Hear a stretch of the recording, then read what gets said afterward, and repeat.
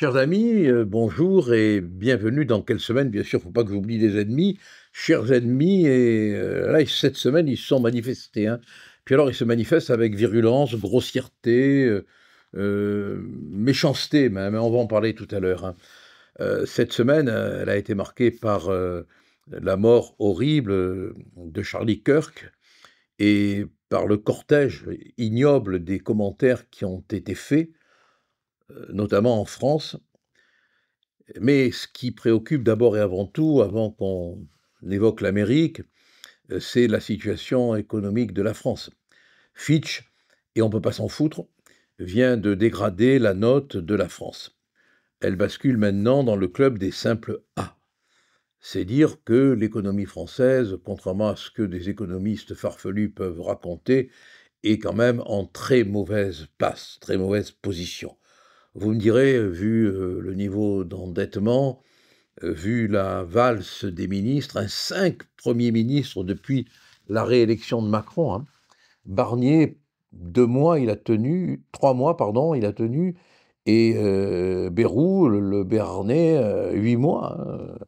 Et quant à Lecornu, je crains fort qu'il dure fort peu de temps, surtout après avoir entendu le discours très pertinent de Marine Le Pen à Bordeaux.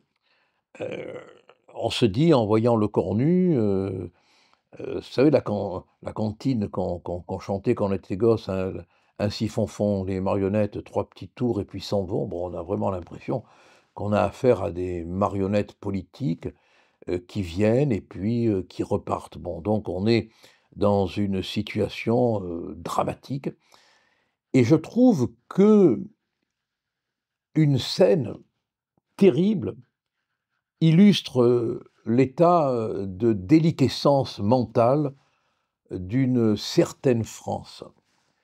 Vous avez vu ces jeunes qui, avec, des pavés en mousse, sous le regard des parents, des adultes, s'attaquaient à une banque. Regardez les images pendant que je vous parle.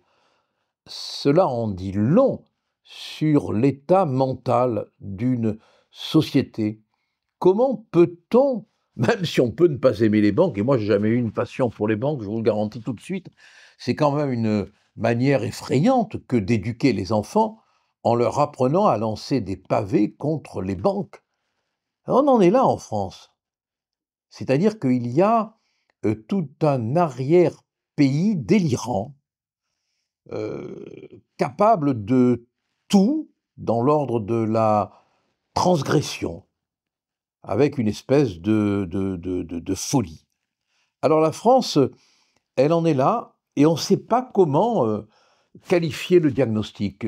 Entre vous, quand vous en discutez, je ne sais pas ce que vous vous dites, mais ce que j'entends, et je voudrais vous le répéter pour que vous puissiez opérer votre choix dans les éléments du diagnostic: tristesse résignée du peuple de France, mélancolie aiguë, déni de réalité, ressentiment, voilà ce qu'on entend, découragement.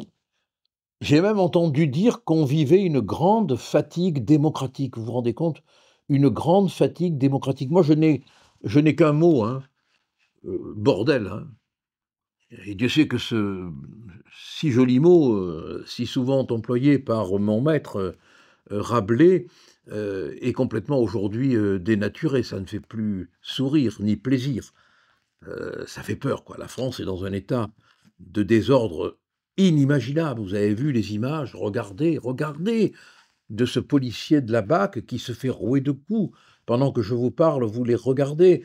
Est-ce que dans un pays normal, on peut voir ça? Un policier roué de coups par des jeunes? Quelles sanctions les juges vont-ils prononcer? Il fut un temps où on avait la peur du gendarme. Maintenant, il n'y a plus que les honnêtes gens qui ont peur. Et encore, c'est la haine du gendarme, c'est plus la peur, c'est la haine. Et c'est dire à quel point on est dans un pays qui est devenu ingouvernable. la devise, c'est liberté, égalité, instabilité. Et je dirais que même la démission de Macron ne résoudrait pas la crise. J'ai lu, il y a peu de temps encore, l'histoire de France de Marc Ferraud. Je ne sais pas si vous le connaissez, c'était un spécialiste de l'histoire du monde contemporain et aussi de ce qu'on appelle de ce qu'on appelait les actualités cinématographiques et de l'histoire cinématographique, l'histoire dans le cinéma. Et dans son livre consacré à la Révolution française, il évoque une cause prépondérante de la Révolution et il parle, je le cite, du ressentiment. Ça commence à poindre. Aujourd'hui, 71%, selon un sondage du Point, ne supportent plus le président de la République, Emmanuel Macron. 71%. Alors est-ce que dans ce contexte, le cornu, morne pleine, va arriver à faire quelque chose alors que lui aussi, d'après Odoxa, ne correspond pas aux attentes des Français à hauteur de 69%? On n'attend plus rien, on n'espère plus rien. Les impôts augmentent.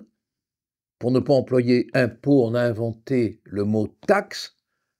Les taxes augmentent, l'immigration et la bureaucratie et la démocratéatralité augmentent. La démocratéatralité, c'est quand on voit Attal aller à Kiev et se faire photographier dans un wagon. C'est quand on voit Macron sur TikTok. C'est quand on les voit tous parader, se frottant les dos devant les caméras des télés pendant que la France s'effondre. La vie est tragique. Je crois que c'est Raymond Aron qui, parlant de Giscard, disait, oui c'est lui, disait, cet homme-là, il lui a simplement manqué de considérer que l'histoire est tragique. Eh bien, tous nos hommes politiques aujourd'hui ignorent que l'histoire est tragique. Et pourtant, elle est tragique. Vous avez vu en Angleterre les images de toute cette foule qui s'est soulevée? Regardez les images. Pendant que vous les regardez, dites-vous bien que là, dans cette masse d'hommes et de femmes qui jaillissent du fond du peuple, ce n'est pas que l'extrême droite, comme on veut le faire croire. Non, c'est tout un peuple, et qui dit bien d'autres choses que ce que l'extrême droite pourrait dire. Non, c'est tout un peuple qui gronde en Angleterre, et qui s'est déversé dans les rues, en masse, en colère, qui pille pas, qui insulte pas les policiers. Les seuls moments de désordre, je crois, c'est quand des extrémistes de gauche sont arrivés. Voilà, il se passe quelque chose qui va au-delà des catégories imbéciles que l'intelligentsia, entre guillemets, gauchiste veut constamment utiliser pour enfermer, clôturer de barbelés une pensée spontanée venue du peuple et qui crie son indignation, son refus. Mais on tue quand on ne peut pas faire taire. On tue ce qu'on ne peut pas faire taire. Et Charlie Kirk en est l'exemple le plus bouleversant. Je vous le dis tout de suite, si comme c'est annoncé, il y aura une manifestation en sa faveur, j'irai manifester. Parce que je considère que l'assassinat d'un homme qui laisse 2 enfants et une veuve, un homme âgé, sauf erreur de ma part, de 31 ans, qui n'a eu pour tort que de ne pas être de l'opinion des gens de gauche aux États-Unis, mérite d'être respecté et honoré.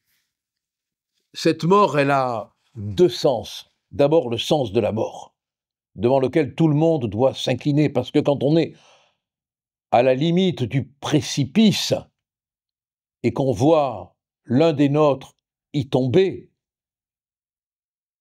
on se doit quelles que soient les idées, on se doit de respecter ce passage. C'est la mort d'un défenseur de la liberté d'expression sur un campus universitaire où il venait pour parler. Jamais assassinat n'a été plus significatif de l'atteinte à la liberté. Cet homme-là, il voulait défendre la liberté, le gouvernement limité, l'économie de marché et surtout défendre sa culture et son appartenance au christianisme. Il était l'ennemi du wokisme et c'est le premier crime commis au nom du wokisme. C'est pour ça que on touche là à quelque chose d'une gravité dont on n'a pas encore mesuré les conséquences. C'est le camp du bien qui l'a tué. Le camp qui traite les autres de fascistes, de nazis, qui compare Trump à Hitler. Sur le fait de gens qui vont jusqu'à comparer Trump à Hitler, c'est ça qui est fou. Eh bien, je suis vraiment désolée, moi je vais prendre, si on prend des discours et des phrases prononcées par Donald Trump et on les compare à des phrases qui sont prononcées par Hitler, il y a une grande ressemblance. Je ne dis pas que les deux personnages sont les mêmes, mais les phrases, quand vous sortez des citations sur les juges, sur les étrangers, sur les homosexuels, etc., eh bien, vous prenez des phrases qui sortent soit de Mein Kampf, soit des discours de Hitler jusqu'en 1945, je suis désolée, il y a des ressemblances. Et je le dis et je l'assume.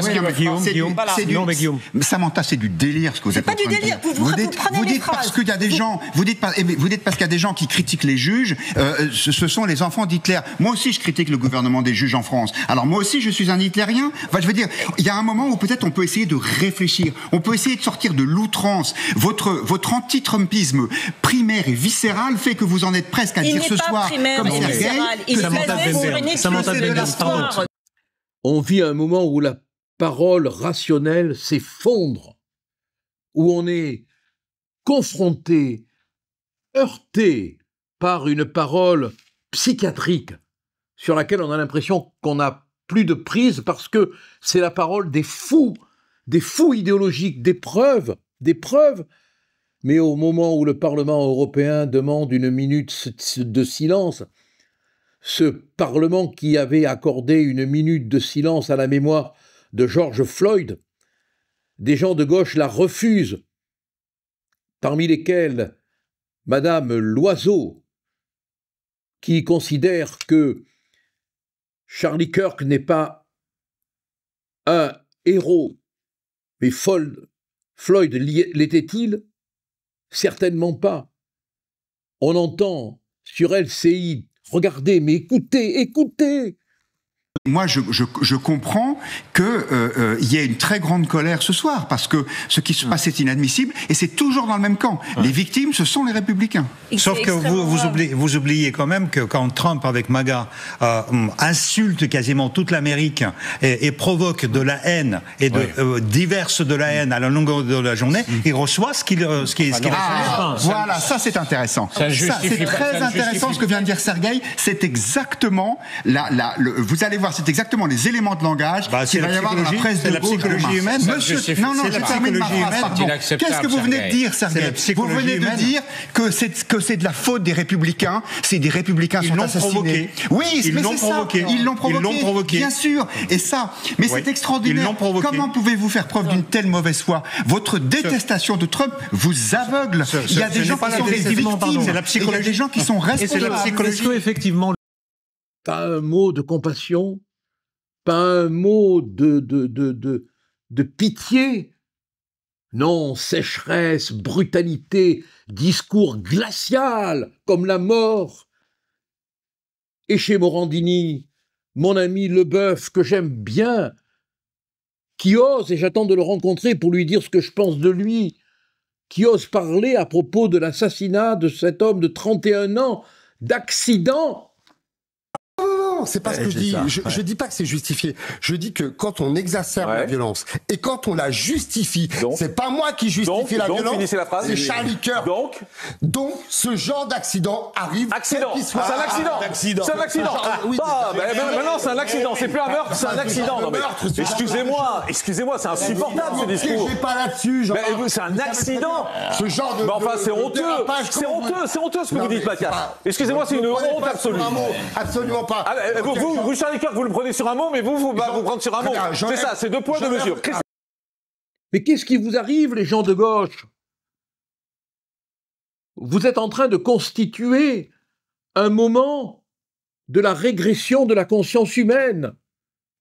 Le contraire de ce qu'Anatole France avait pu dire de Zola. Vous êtes un moment de la régression humaine quand vous parlez d'accident pour un crime, quand vous n'accordez pas une minute de silence à un mort victime d'un assassinat pour ses idées. Un juge américain, lui aussi, mais il aura des difficultés, des pilotes américains d'airline aussi, mais ils auront des difficultés. C'est horrible tout cela, quel que soit celui que l'on tuerait, même si c'est mon pire adversaire, mon pire ennemi, mais l'humanisme me commande de le respecter. Vous êtes, vous, gens de gauche, qui vous êtes manifestés dans ces moments-là, des assassins de l'humaniste, des renégats de l'humaniste, des déserteurs de l'humaniste. Ah, c'est beau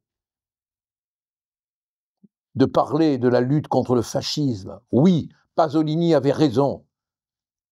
Les fascistes de demain seront les antifascistes. Eh bien, ils sont là. Les loups sont entrés dans l'humanisme. Ne lâchez rien, mes amis, plus que jamais. Ne lâchez rien. Et merci de nous rejoindre si nombreux.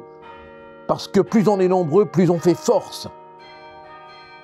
Merci de croire qu'il peut y avoir des voix qui redresseront tout cela. Je pense à Philippe de Villiers, je pense à beaucoup d'autres. Oui, c'est l'heure du désespoir, mais ne désespérez pas parce qu'on se battra. On se battra jusqu'au bout pour nos idées et pour la France. Allez, à la semaine prochaine et tenez bon et ne lâchez rien et ne vous laissez pas faire. Et cliquez sur la petite cloche pour que résonne le tintement de la résistance. Allez, haut les cœurs, à la semaine prochaine.